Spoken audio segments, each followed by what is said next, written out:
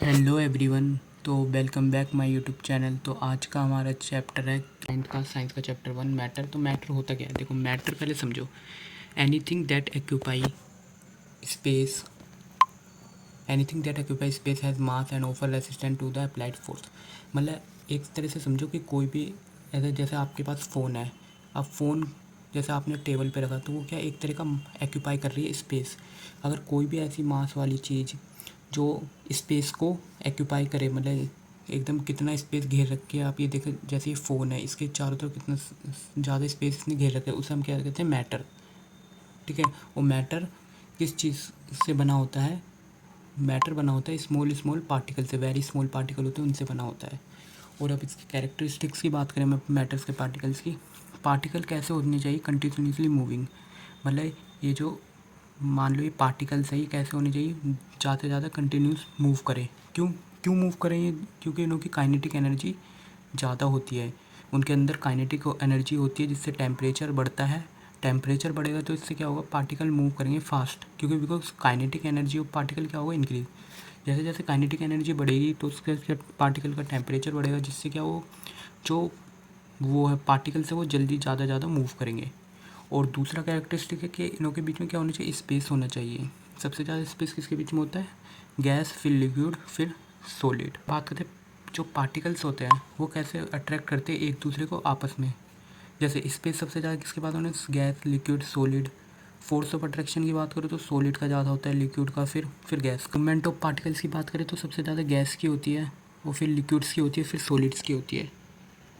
तो अब बात करते हैं अपने स्टेट ऑफ मैटर। मैटर होते कितने तरह के हैं? देखो, मैटर होते हैं 2-3 तरह के, सॉलिड, लिक्विड और गैस।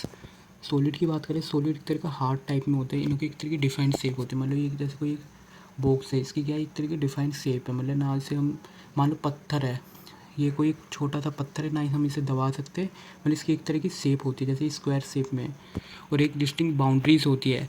और ये रिजिडिटी मतलब टफ टाइप के होते हैं, एकदम दबते नहीं है। और इनकम्प्रेसिबिलिटी मतलब दब नहीं सकते, इनकम्प्रेसिबिलिटी। और एक डेफिनाइट वॉल्यूम होता है इनका। ठीक है। अब हम बात करते हैं अपने लिक्विड्स के बारे में। लिक्विड स्टेट क्या होती है? एक तरह की फ्लूडिटी, मतलब फ्लो करते हैं एक तरह के। जैसे वाटर होता है ना, उसमें फ्लूडिटी, नोट रीजन, मतलब टफ नहीं होते ये। ठीक है। और इसकी लो कंप्रेसिबिलिटी, मतलब ईजिली थोड़ा बहुत दब जाते हैं। मतलब ऐसा कह सकते हैं हम, लो कंप्रेसिबिलिटी में थोड़ा बहुत दब जाते हैं। नो डेफिनाइट शेप्स का कोई शेप नहीं होता। मानो देखो, ये कोई वो है, बाल्टी है, इसके अंदर हमने वाटर भर रखा है। ठीक है, वाटर है। अब ये जैसे इसकी क्या शेप हो रखी है वाटर की, कि एक तरह की, ये मान लो वो है एक तरह का डिब्बा, डिब्बे के शेप में है पानी। अब यहाँ पे हमने लगा दी कटोरी, अब उसी को हमने कटोरी में डाल दिया तो वो किस शेप में हो गई? एक तरह की कटोरी की शेप में। मतलब उसकी कोई शेप नहीं है, no defined as a shape, मतलब कोई ऐसा शेप नहीं है।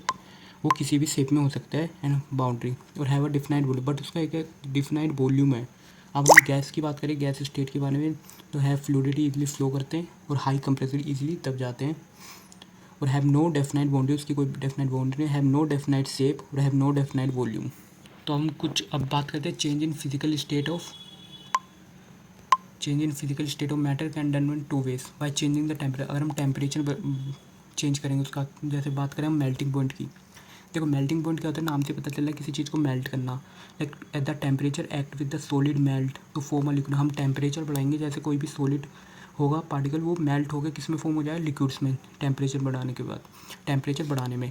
और अब बात करते हैं latent heat of fusions. The amount of heat required to change 1 kg solid its liquid state as atmosphere की। मतलब हमें इतनी अमाउंट में हीट चाहिए जो 1 kg सॉलिड को किस में चेंज कर दे? लिक्विड स्टेट में। सॉलिड को लिक्विड स्टेट में चेंज कर दे।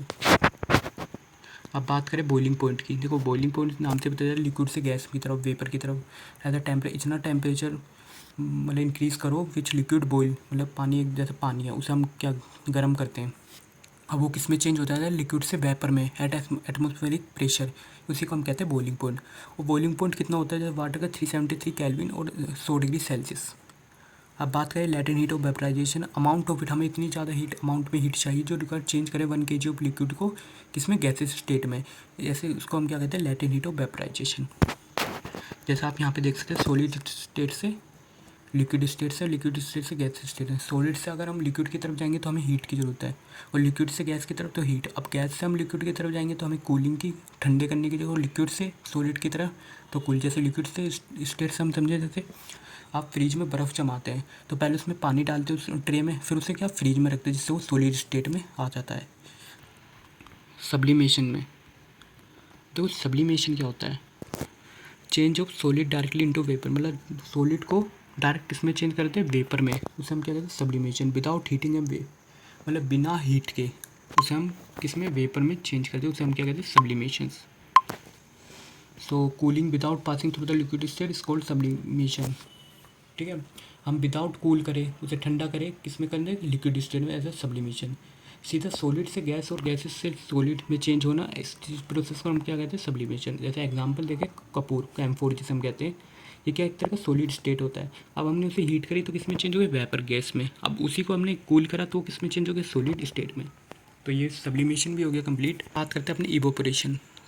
देखो भाई नाम से पता चल रहा है इवोपरेट करना, विच liquid is change into vapour, liquid को गर्म करके उसे वेपर में चेंज कर देना एज अ हाई टेम्परेचर। इस प्रोसेस को हम क्या कहते हैं इवोपरेशन।